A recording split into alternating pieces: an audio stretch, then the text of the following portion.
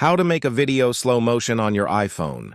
In this video, I'll be showing you how to add a slow motion effect to your videos after recording them. First, open the App Store on your iPhone.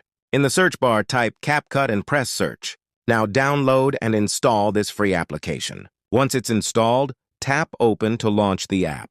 When CapCut opens, tap New Project at the top of the screen. Then select the video you want to turn into slow motion.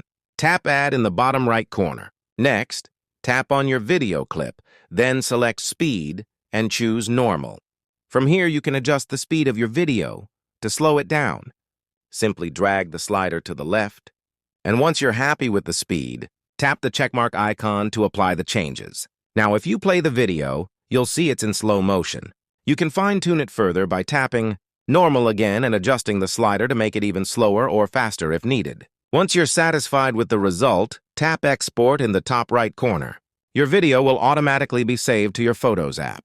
Finally, open your Photos app, and you'll find your newly exported slow motion video ready to share. Let me know in the comments if this video helped you.